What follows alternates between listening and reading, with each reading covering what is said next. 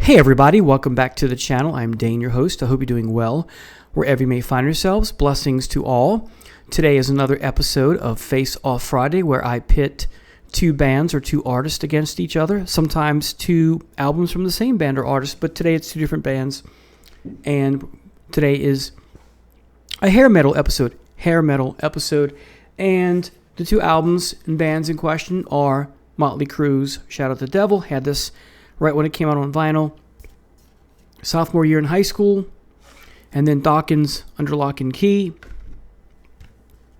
So we'll see who, in my opinion, reigns the mightier, who reigns supreme, as I normally say on this channel.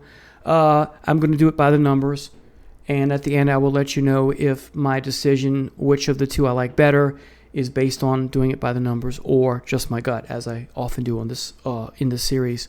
So we're going to start with Motley Crue first, since I got this one first.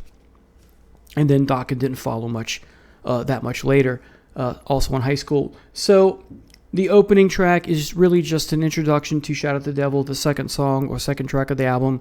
And that is called In the Beginning. A lot of metal bands do this, or hard rock or classic rock, where you have an introduction that is really just a prelude to the true song. Think of E5I50 that introduces Mob Rules. All right, so because you have two introductions on this album, you have In the Beginning and God Bless the Children of the Beast. In the Beginning is only 1:14, and God Bless the Children of the Beast is only 1:31 seconds. I'm going to combine these two as one song because they're not really true songs.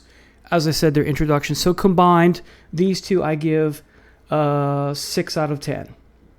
They're just introductions. There's not much meat and potatoes here. They're cool, but they're not full-blown songs. So I just give them combined a 6. All right, Shout at the Devil.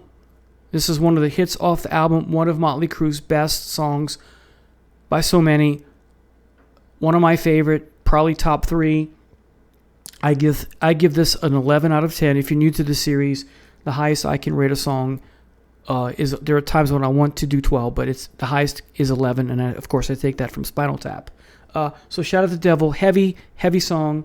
Love this song, 11 out of 10. Next is Looks That Kill. Same thing, hit off the album, a very heavy song. I also give this an 11 out of 10.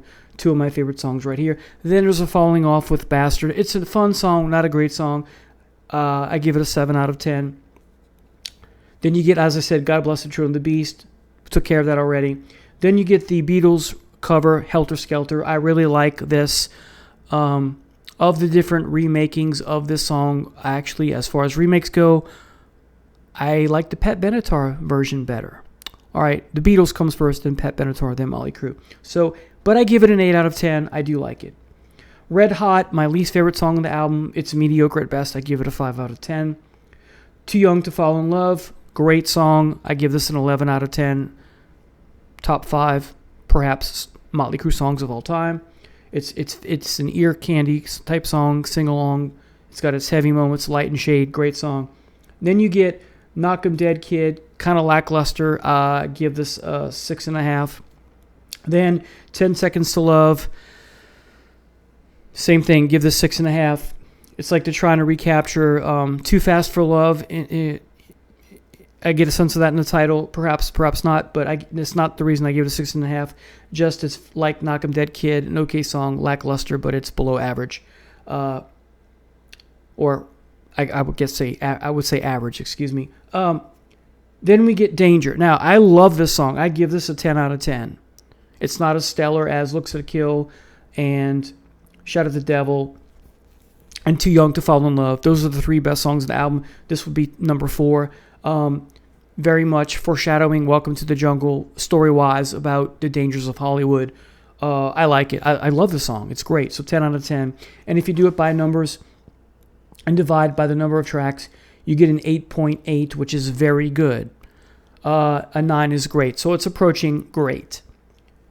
And even before I did the calculations here, that's what my gut tells me. It's a very good album, not a great album, because of Red Hot and the 2 songs before the last track, and because you don't really have true songs with the 2 introductions. that kind of takes away from the oomph of the album, so to speak. Oomphl's not the right word. So let's talk about Dokken now, Under Lock and Key. This is their magnum opus for me. As much as I love Tooth and Nail, this for me is where I think the band peaked. I like what comes after, but after that, not so much. So let's talk about the tracks. Unchained the Night.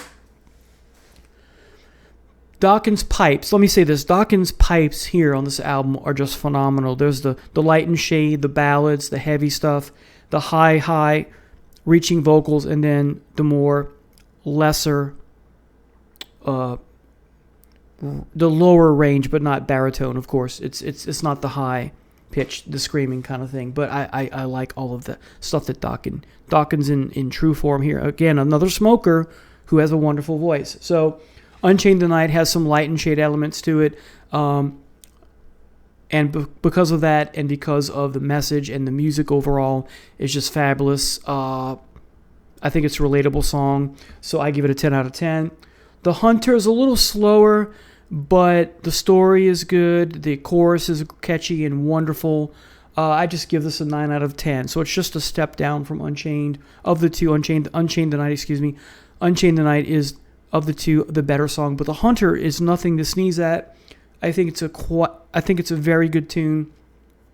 But because it's a little slow paced, and I get that it's not a ballad per se, but it has a ballad quality. And there's some ballads I give 11s out of 10, but there's slightly something a little missing. Maybe it could be shorter, perhaps. Maybe it drags a little bit. So 9 out of 10. 3, In My Dreams, ballad song with some heavy guitar at times, is an 11 out of 10 for me. Great way to open. The way the song opens is fabulous, and just an overall wonderful tune. So one of their best, 11 out of 10. Then you get the ballad Slipping Away, and this for me is a 9 out of 10. This is a very good song. Actually, it's a great song. Dealing with, losing love in a relationship, that kind of thing, and Dokken is just incredible with his voice because he's able to capture the emotion. He's able to capture the feeling. He's able to capture the loss, if you will, whether it's personal or not, doesn't matter. If this song is not a biography about one of the guys in the band, it might as well be, because it's very compelling. It seems that way. It's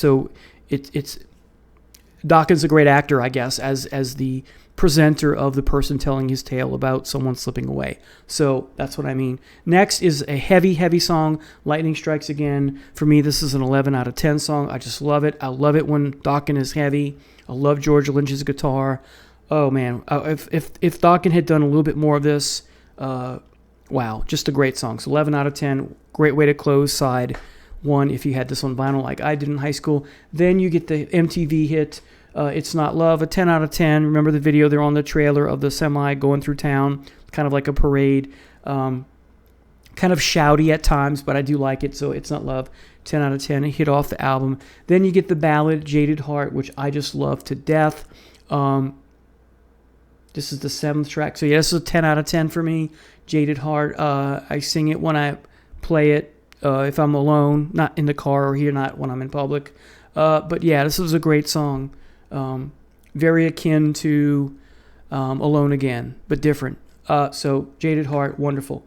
And then we get the 8th track, Don't Lie to Me, a bit of a falling off, but I give it an 8 out of 10.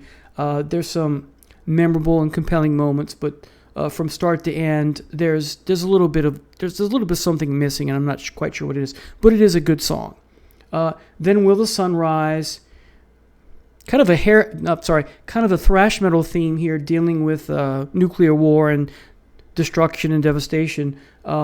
But it's not a heavy song. It's a ballady type song, but I do like it quite a bit. But I give it an 8 out of 10. There's something a little bit missing, and again, I can't point my finger on it. But 8 out of 10 is nothing to sneeze at. And then you get the wonderful Till the Living End, 11 out of 10 for me, ending side B with the same way you ended side A, with one of the heaviest songs of the album. The two heaviest songs of the album are Lightning Strikes Again and Till the Living End. My favorite songs, there are 10 tracks here, would be, like, not necessarily in this order, is Lightning Strikes Again, Till the Living End, Unchained the Night, In My Dreams, and Jaded Heart. So those are my favorite.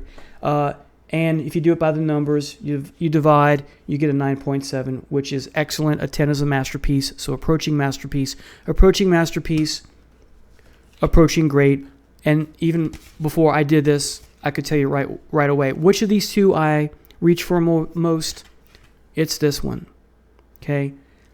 There's some wonderful stuff here, but there's often times where I will just play the 4 songs that I like the most, or 3 of those 4 songs.